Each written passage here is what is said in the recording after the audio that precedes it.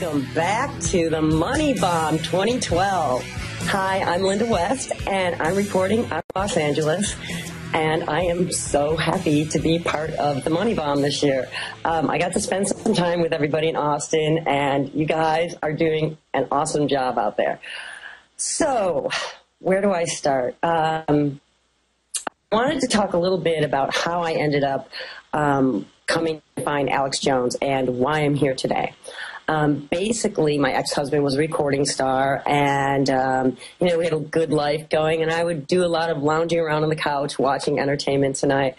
And don't get me wrong, I have my own things that I've done, but at that time I was kind of leisurely, and he would listen to Alex Jones all the time, and I'd hear Alex in the back kind of ranting about something, and I'd be like, what are you listening to? And finally he came over one day and he said, Linda, you're a conscious, intelligent person. What are you doing watching this dribble on TV? He said, you need to listen to Alex Jones. And so that's when I began listening to Alex Jones. And I got to tell you, at first, especially when you don't know a lot of things that are going on, when you're naive, when you've been drinking the fluoride, nobody told you it was in there. When you start to hear the truth come in, it kind of really shakes your world. And at first you want to go into, what psychologists call denial, because ultimately, if you let some of this new truth in, it dismantles, your life as you know it. Like all of a sudden, like for me, what do you mean the government's not taking care of me? You mean everything's not going to be okay because I live in the U.S.? Well, no, that's not what's going on. And it wasn't until little by little I started listening to Alex, and then I got angry, and I was like, okay, I need to be part of this.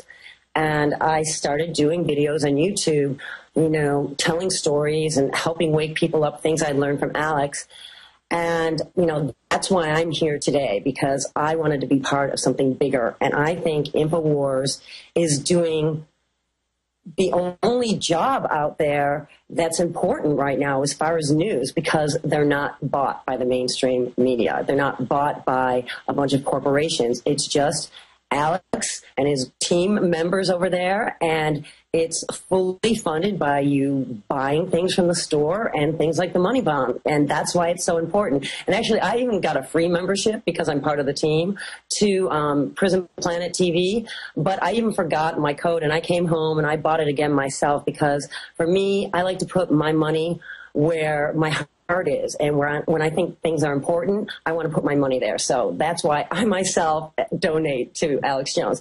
So moving on, today I have a really wonderful guest for us. Max Igan is a very amazing man, and right there next to Alex, Max Igan has been pivotal in waking me up to what's really going on in the world on a spiritual and a physical level. Max has an amazing YouTube channel under AOD Scarecrow. He also has a website, The Crow House, which is really informative. And he has many, many documentaries. His new one, Transformation, we're going to be talking about. But The Calling and The Awakening are just absolutely unbelievable pieces of work. And they're for free, and you can get them right on YouTube. So without another moment here, let me introduce Max Igan. Hi, Max. I've been touring all around. I went through Egypt and been through London and a lot of places in Europe, and I'm currently in Croatia, which is very interesting. I've been all sorts of places. Actually ended up in Gaza for a little while as well, which was a real education. So it's been good. I was going to come to the United States and see you, but I haven't managed to do that. I've decided I'm just going to pull the pin and try to get home at the end of this month. Well, I'm not happy about that, Max. I got the room all ready for you, and okay, I guess I'll have to lure you next trip. I understand you've been all over the globe practically. So thank you for being here since it's early in the morning with you. And so, Max, a lot of my subscribers, when I let them know I was going to be interviewing you, they had questions. So I was wondering if you would mind talking about a couple things they wanted to know about. Fabulous. Max, I was just talking about noncompliance and your movie, The Awakening, and how, you talked about that. And what are some of the ways that people can be civilly disobedient in a non-violent way and drop out? Well, I think that really when you look at the system, Linda, the whole system is based on fear-based mind control, the whole thing. And I've always said that the best form of non-compliance is love, really. The best form of non-compliance is getting on with your neighbours. You realise that everything that this system does, it's a system that's basically designed to make humanity expendable in order to support the parameters of the system. So we're always making humanity expendable in order to support the economic model. So you do the opposite of that in all that you do. That's what I do in everything that I do. I spend my life giving to people, basically, because the system demands that I don't. The system demands that I sell things to people. So, I kind of do the opposite of what the system demands me in everything that I do, and it just works. My life just works that way. I mean, there's a lot of people that have gone through different rabbit holes. They've gone down avenues of freeing themselves. People like Robert Paget in Canada have gone down different avenues and the free man movement, all this sort of stuff. But I think the best thing to do is to realise that we already live in a society. We need to take this society with us in whatever we do. So we just stop complying with the parameters of this society. And like I said, the best parameter, the best thing is love. Best thing we can do is love. It's a bit early in the morning for me here, guys. It's 6 o'clock in the morning here as well, by the way. You've got me up early, so I'm not quite with it at the moment. Oh, you're always great, Max. To take a quote of yours, I was watching one of your pieces, and you were talking about how the New World Order funds both sides of the war, and they try and tell you, well, we've got to go to war to make peace, and peace is war, and war is peace, and peace. And you said you don't go to war with the people to make peace. You go to peace with the people to make peace, and that's just profound. And can you illuminate a little bit more on that? It kind of goes with your love. Well, you don't go to war to make peace. It's just not what you do. And all of the wars are contrived. All of the wars that we fight are contrived. People that listen to this show should know that they're all contrived. None of the wars that we've fought in the last 200 years have been fought on any of the reasons that they gave us for these wars to have been fought. And recently I was just in Gaza, and that was remarkable just to see how people are used as political footballs. To see the situation in Gaza and to see how it's never going to be healed, it's just there to create war, is quite shocking to go and see it firsthand. They're just forgotten people, and we've got to start realising what's going on here with these wars and with this whole system, the way it is, the way it functions. The whole system, it only functions because we hold it up, we support it. That's the thing. So we can point the finger at the Rothschilds, we can point the finger at the banking cartels, we can point the finger at the governments, but ultimately we're the ones that are holding it all up. I've often said to people that what your relationship with government is one of fiduciary trust, and we need to put it back into that as well. We need to understand that that's what our relationship with government is.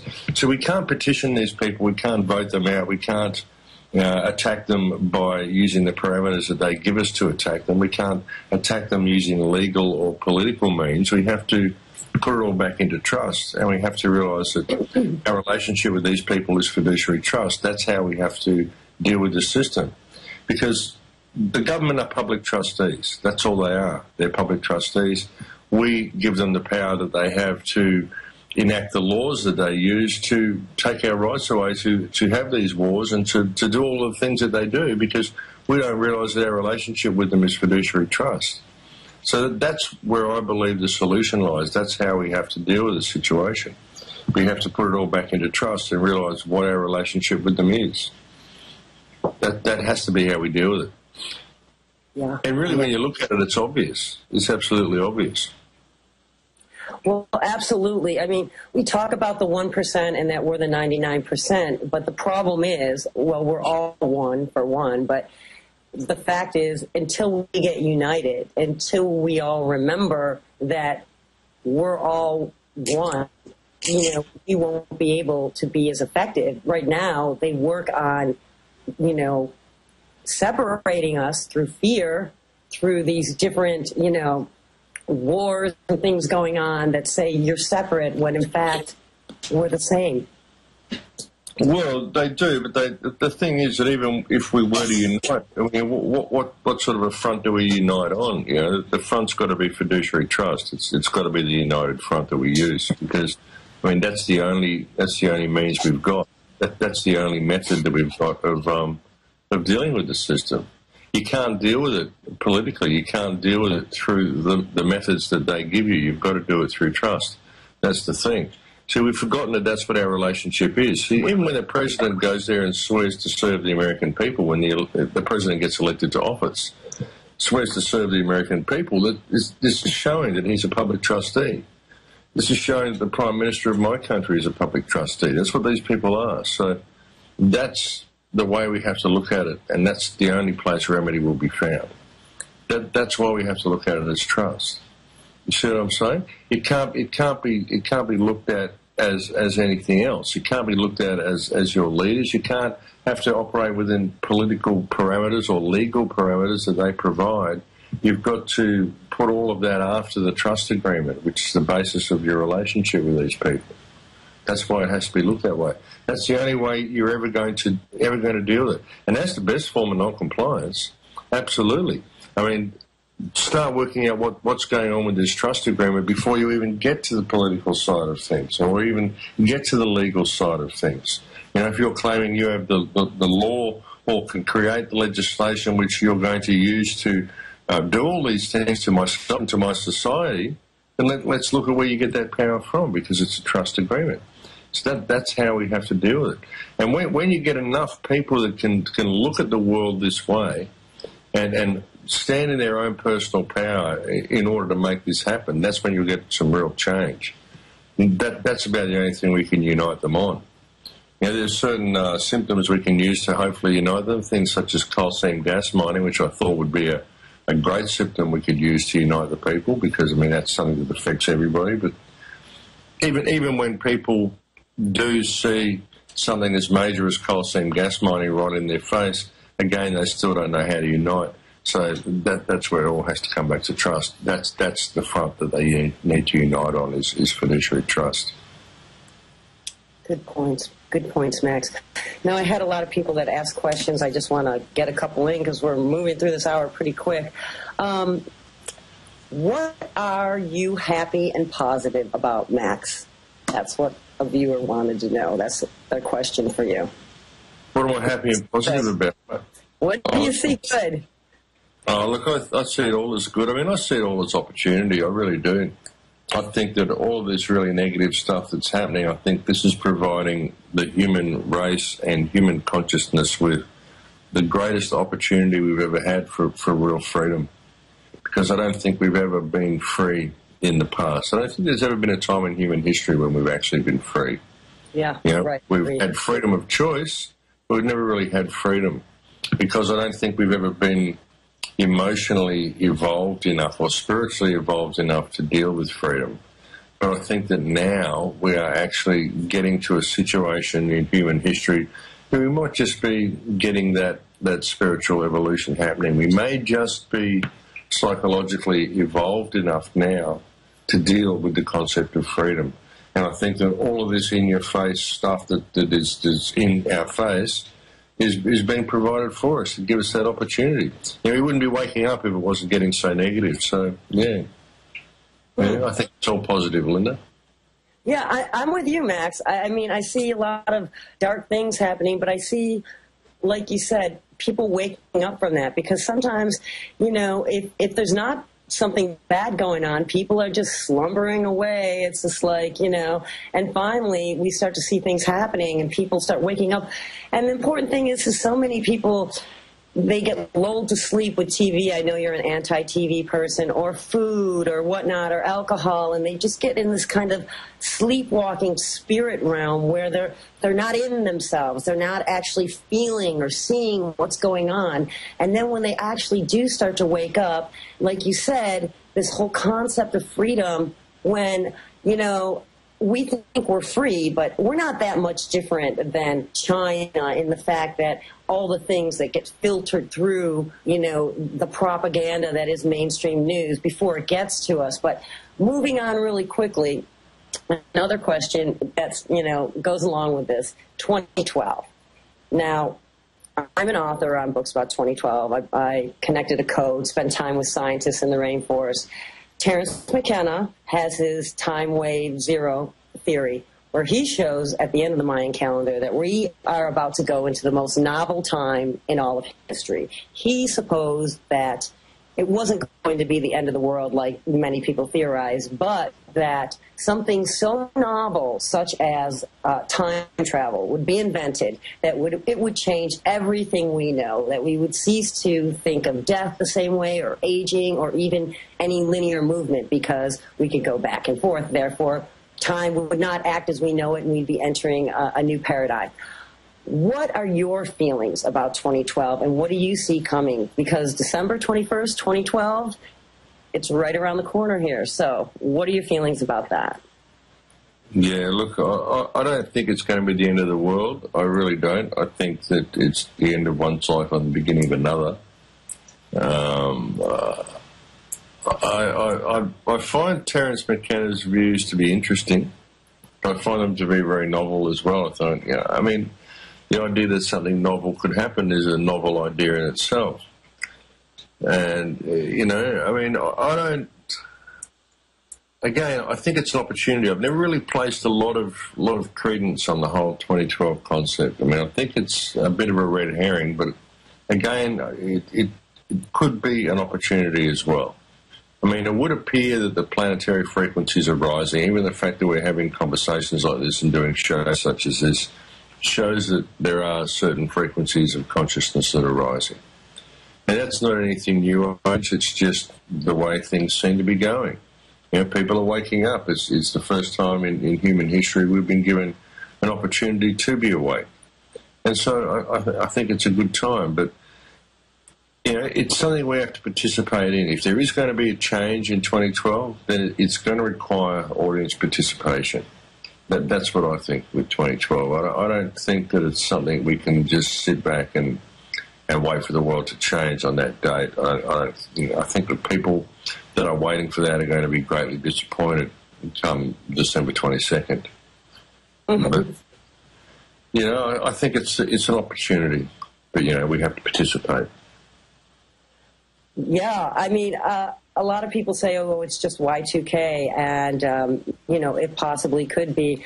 But then again, it's not just the Mayans, I like to say, that have pointed to this date. It's the Egyptians, the Sumerians, Mother Shipton, Nostradamus. A lot of different cultures have pointed to this exact date, which just makes it interesting to look at, because why are they all pointing at this date and what's going on? Like you said, I see a lot of positive, higher energy coming up. We see these, rebellions all over the world of people not willing to be enslaved anymore. And that's beautiful. That's spirit rising. That's people taking action. And so, yeah, I'm with you. It's going to be a human movement that changes things. I don't really see any devastation coming. But on that point, Max, you're in Australia, and our elections are coming up. Do you have a favorite between Romney and Obama? Look, a favorite, I think. You're using the word loosely, I think, aren't you? Right. It's like saying, do you like your spinach or your collard greens? Okay, yeah. Yeah, I can't say that I'd honestly say I have a favorite from those two, no. I don't think it matters. I honestly do not think it matters one hoot who wins. Not one little bit. It might keep certain people happy if one face is up there for a little while longer. But I don't think it makes any difference. I mean, the agenda goes on. It always does. It always has. It makes no difference. But I think that they'll probably keep Obama in there for a little while longer yet. Well, I know, we can't bet over here in the United States, but Paul Joseph Watson, our anchor out of London, they all bet over there, and he said the last time that he mentioned it, he said Obama was winning 70-30 with the bookies. So I don't know if that's still going on after the lackluster debates he just put in, but I mean, they were both lame, and they're both owned by the same people. That's the joke of it all. In fact, Obama was so bad, it almost seemed like he was like taking one for the team or something. Like, I don't know, if he was a professional athlete, I would have said he like purposely threw the game. So it's going to be interesting to see which of the puppets they put in, for sure. So what's going on in Australia and your politics over there? Well, yeah, look, it doesn't matter which one they throw in. And it doesn't matter. See, they can have debates that are that bad that the people don't even notice anymore. Did you see the review that I did recently of the Middle East Defence Lobby? Middle Eastern Defence Lobby talking about a false flag operation in Iran. I did a video on the roof of Gaza. Of a rooftop in Gaza. Yeah, please tell everybody about that. But yeah, they were just talking about how they're just going to do a false flag operation, and they didn't cover it up at all. It doesn't matter anymore. They just tell you. So I mean, Obama can go and do a debate on television. They don't even have to pretend that it's any good anymore. They just get up there and speak the words. It doesn't matter. You could sit there and be reading a cartoon script. And people wouldn't notice. They wouldn't notice. If you read the script with sincerity, they would not notice that you're reading a cartoon script.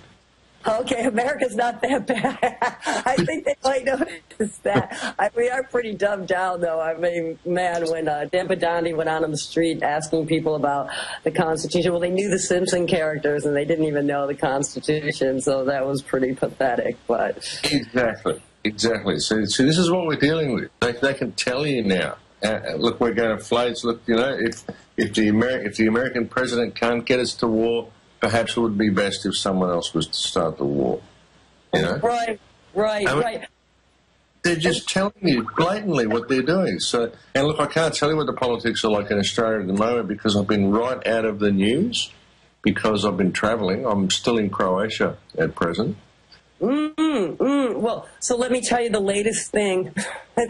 Okay, I hate to laugh because it seems like, you know, I don't care, but they just arrested a terrorist that was going to blow up the Federal Reserve in New York City. Now, let me tell you this, Max, because you're going to love this.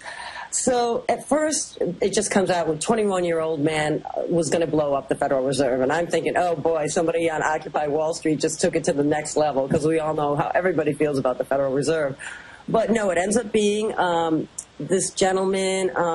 He sounded like a Muslim name. He's not from there. I can't remember where they're saying he's from now. Anyway, one of those long names that sounds Muslim. And they're saying it was a terrorist act that he was going to blow up the Federal Reserve. But the FBI said, don't worry, we actually had our hands through the whole thing. We got the van that he used and the bomb material. So then it's like, okay, so this guy was on Facebook, maybe saying something, you know, inflammatory.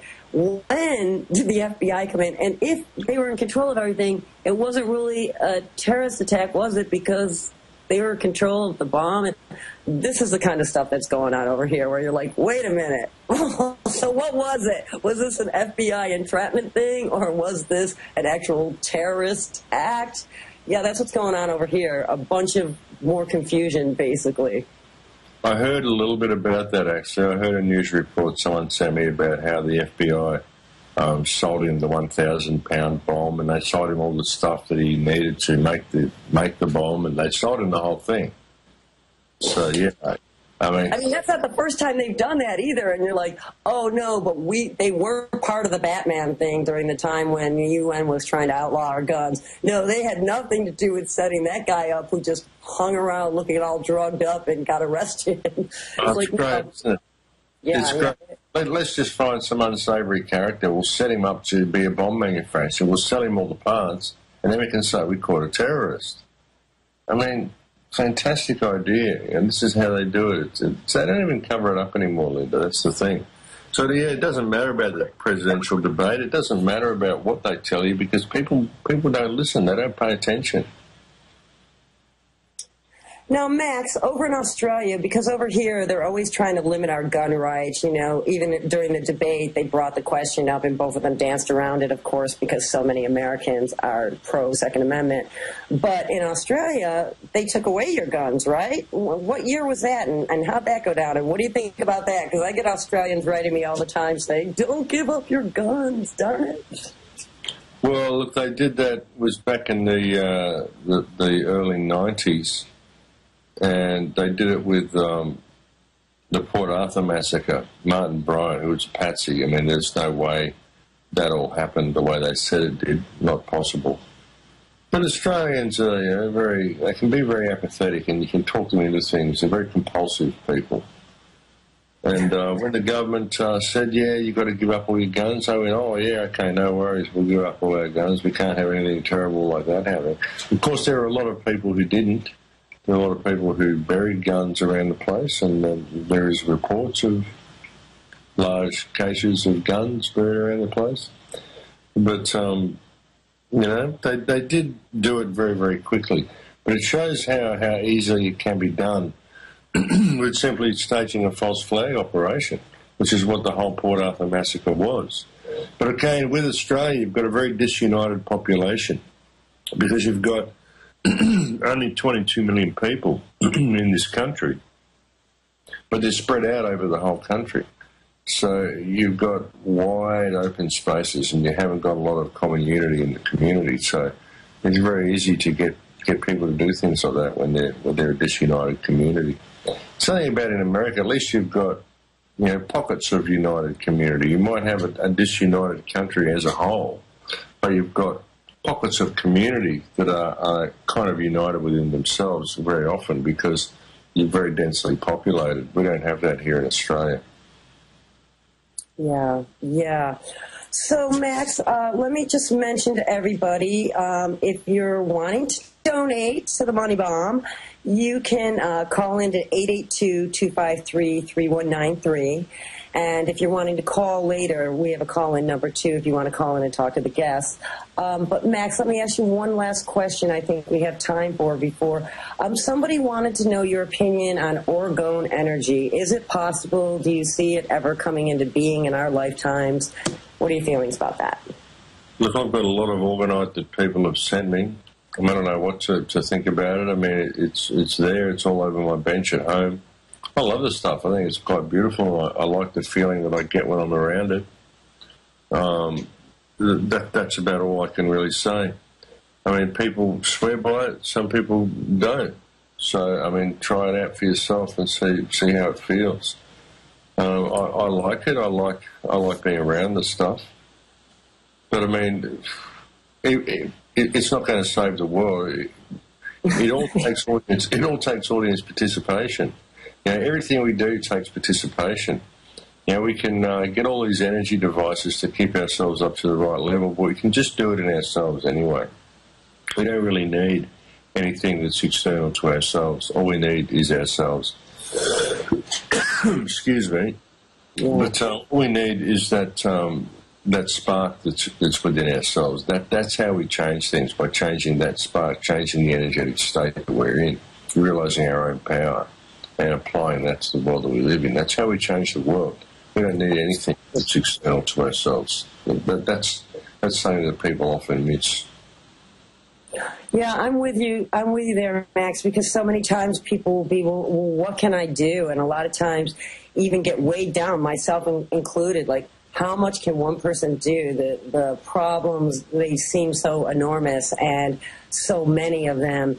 And ultimately, what we can do, like you said, is if we just really stay in that love-centered place, caring about each other, making movements because we care about each other, we care about the world, we care about our children, and not getting too caught up in the anger and the fear, we can make a difference. And, you know, it sounds kind of Pollyanna-ish, but ultimately I'm hoping somewhere along the way that 100th monkey theory kicks in, and if enough of us are in the right place and want the same good thing, that will become the critical tipping point, and we'll see a different world. And that's what I have to believe in, and that's why I keep getting the message out, and I know you do too. So any parting words that you can leave with everybody today, Max? And well, that is truly the point, and it isn't Pollyannish at all.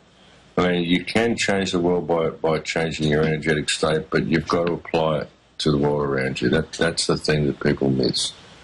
You know, we can do things. You know, one small voice can make a difference. You know, I'm living proof that it can, and so are you, and so are people like Alex. I mean, there's people that are just one voice, but they've made a difference, and only because they're willing to participate. They're willing to get out there and do what they can and lead by example in what they do. And that's how we change things. You've got to lead by example in what you do. You've got to participate. Put yourself in the right energetic state, but don't just lock yourself away from the world. Don't go building an alternate community. You know, we already live in community. We just have to fix the community that we live in. And we do that by applying ourselves to it. Yeah, and I do it simply by asking questions, asking the right questions to the right people, always being polite in all that I do, but not backing down to these people. You know, that's truly non-compliance, is knowing who and what you are, because that's ultimately what you're searching for. All the rabbit holes you go down, what you're looking for is yourself. And once you find it, you realise the truth of that. That's the truth. Amen. Is that not the truth? It all comes back to you, finally. So, Max, people can find you if they want to find you. Your website is The Crow House. Your YouTube is AOD Scarecrow. They can also find your documentaries on your YouTube channel. Is that the best place to go, or The Crow House? Yeah, the YouTube channel or The Crow House. It's all there on The Crow House. You can find a link to the YouTube channel, Facebook page. It's all there. You can contact me via The Crow House. The forums are down at the moment. They've been hacked again. You get that, you know. Yes, lovely YouTube. The minute you start putting out any real truth, I know Alex's channel goes through this all the time, and they just stop giving you views, or they won't let you upload something or whatnot. I know you get a lot of that too, because your channel is so big. And because you've done so much to help, Max, I really have to say to everybody, if you haven't gotten a chance to ever listen to any of Max's radio interviews or his videos or his documentaries, they are amazing. And it's also a really great way, because like you said, Max, I don't know about you, but you know, just reaching out and talking to people can be so fearful, because people don't want to talk about real things. They don't want their world shattered. And to find a way to bring up a very important, sensitive subject and just have a real conversation, human to human, that's part of being an info warrior. That is hard in itself. I'll be in line and I'll be like, I want to tell them about Prop 37 and GMOs, and like while they're standing there with Wonder Bread and their 3 kids, but you know, the fear thing comes up. But you have to work through that, because that's what love's all about, really, having enough love for the other person to be like, well, I don't feel comfortable saying this, but, wow, you should know this just in case. And anyway, Max, it's early for you. It's late for me. And I want to thank you so much for coming on and taking time. And I'm going to have to really chastise you for not getting to L.A. to see me, though, on this trip. You know, we'll talk later about that, Max. Yeah, not a problem. Sorry about that. I just got burnt out and decided it was time to go home. You're just afraid I'll take you out surfing. Yeah, right. Okay, Max, is there anything you want to say before we go? No, look, that's about it. Thank you for having me on. Sorry about the shaky start. Remember Palestine?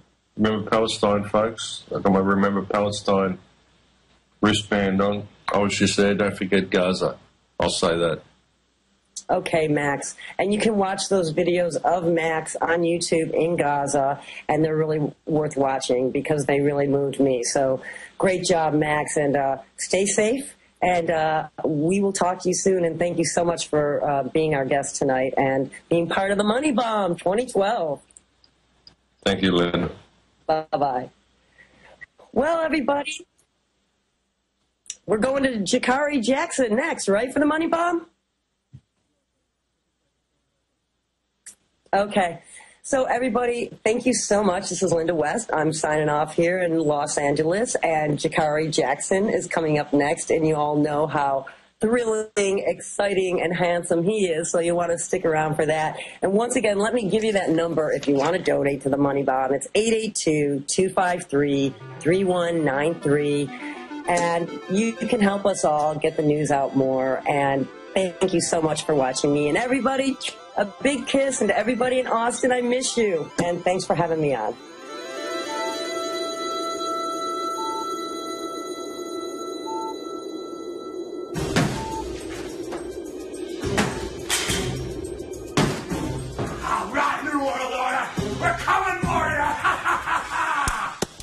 More news, calls, and special guests coming up after this quick break.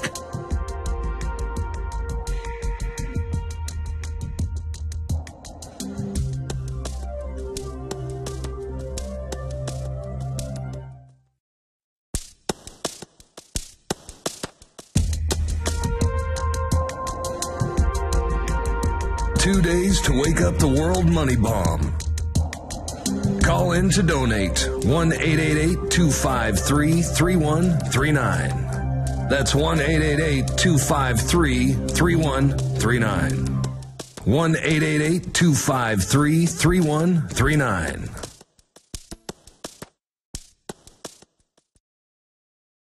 Visit Infowars.com and PrisonPlanet.com.